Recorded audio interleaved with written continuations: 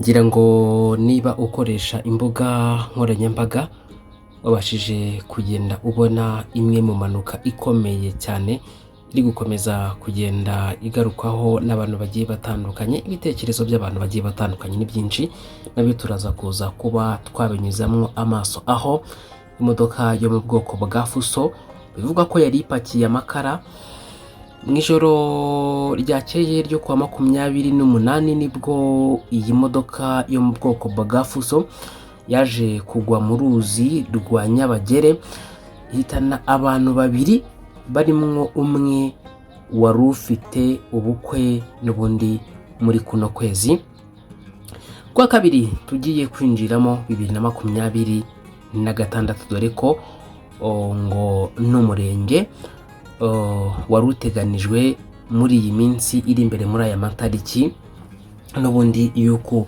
kwambera ariko ya nyuma.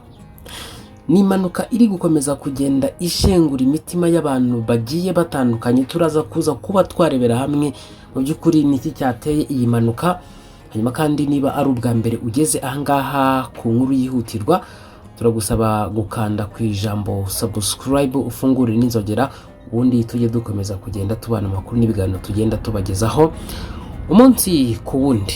Iyi modoka nini yo mu bwoko bwa Fuso bivugwa ko yavaga mu ntara zo hagati mu gihugu donc cy'u Burundi. Iyi mpanuka niho yaje kuza kuba ibera, hanyuma iyi modoka ngo ikaba yari ipakiye amakara mu ijoro ryo kuwa 28 Mutarama 2026 igeze ku ruzi rwa Nyabagere muri zone ya Kamenge, komine Ntahangwa nkuko muri kona kuri screen izanyu. Nibwo rero yaje gukora impanuka igwa muri urwo ruzi, ihitana abantu babiri banyuraga aho ngaho cyangwa se bitaba Imana.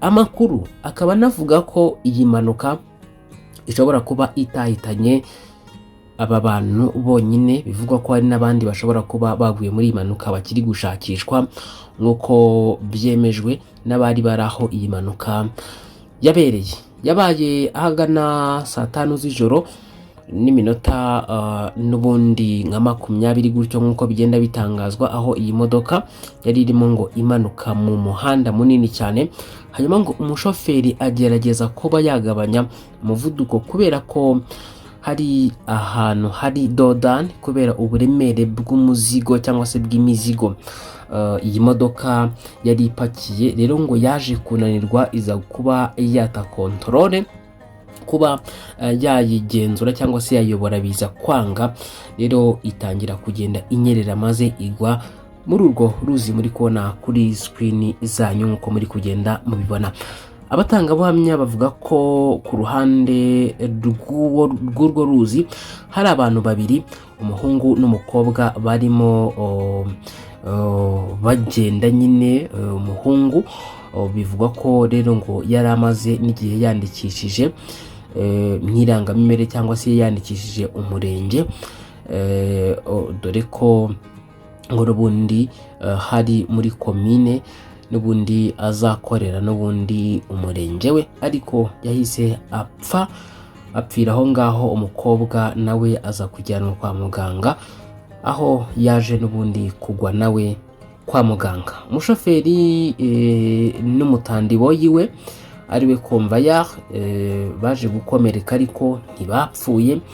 Haracyari n'impungenge ko iyo modoka ishobora kuba yarahitanye n'abandi bantu nk'uko n'ubundi byagiye bitangazwa na bamwe mu bantu bagiye batandukanye, dore ko ngo hashize iminsi yo kuba n'ubundi bashakisha ko n'abandi bantu bashobora kuba baraguye muri iyi mpanuka. Tubibutse ko hashize ibyumweru 3 gusa indi modoka yo mu bwoko bwa Hiace nayo iguye muri urwo ruzi rwa Nyabagere, ariko icyo gihe nta buzima yigeze kuza kuba yahitana. Rero ngira ngo iyi ni imwe mu mpanuka iri gukomeza kugenda ivugisha abantu bagiye batandukanye, bati birashoboka ko baba babaroze, bati bamwe bakagenda basaba bati birashoboka ko rwose aba bana baje kuza kuba babaterereza amashitani kugira ngo ubukwe bwabo butibera. Hari abantu nyine baba bagira gutya bakaba bafitiye abandi amashyari, ariko bamwe bakagira bati mu by'ukuri izi modoka ngo ziba zapakiye cyane zahereje ngo abantu rwose bajye bagerageza babe bafasha abantu bapakira izi modoka kugira ngo n'ubundi zibashe kuza kuba zagera aho zigiye. Ngira ngo ibitekerezo by'abantu bigiye bitandukanye ni byinshi, ariko kandi ari nako bakomeza kugenda bihanganisha aba baje kuza kuba bagwa muri iyi mpanuka. Bati shano kuri ibi bintu bimeze nabi, ati gusa ryari ijoro ribi cyane, ati gusa mwihangane. Uyu nguyu yagize ati iyo mariage y'uwo muhungu n'umukobwa rwose satani yayitambitse. Uyu nguyu yagize ati yatukanye ubutumwa bwe reka mbwihorere. Uyu nguyu yagize ati ni ukuri birababaje, gusa Imana ibahe kuruhukira mu mahoro. Uyu nguyu yitwa Christine yagize ati bibabaje cyane pe, ariko aho hantu hari amadayimoni ntabwo ari gusa. Uyu nguyu yagize ati ni ukuri njye nayibonye yaneye ubwoba, n'ubu ngubu kwiyakira byanze.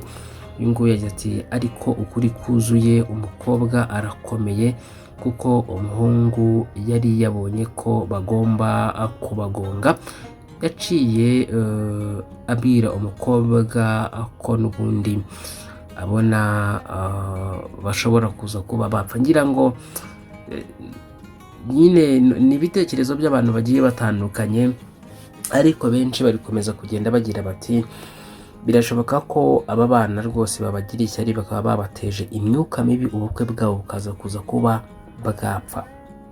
Bamwe bakagira ati abashoferi benshi nta bwenge bakoresha, ati ntibamenya ko imodoka nyine imeze nk'umuntu ipakiye, nta kugenda gahoro, ni ukugenda bahubagurika. Sometimes nyine hari n'igihe usanga izi modoka ziba zitwawe nyine aba teenagers, ugasanga nyine harimo kwiyemera amaraso ya gisore n'iki, ugasanga nyine ibintu bije kuza kuba byakomera. So rero ngira ngo wenda mu nkundire nge nsore zanga amashimire kandi mbifurize gukomeza kugira ibihe byiza, ari nako dukomeje kwihanganisha rwose abarundi. Mwihangane, Imana ihe iruhuko aba baguye muri iyi mpanuka, ariko kandi ari nako tubonaho no kwihanganisha imiryango yabo kugira ngo n'ubundi bakomeze kugenda bahumurizwa. Ngayo nguko rero mu nkundire rero njyewe nsore zangaha mbashimire, byari byo dukomeze kubana amakuru yacu ari imbere.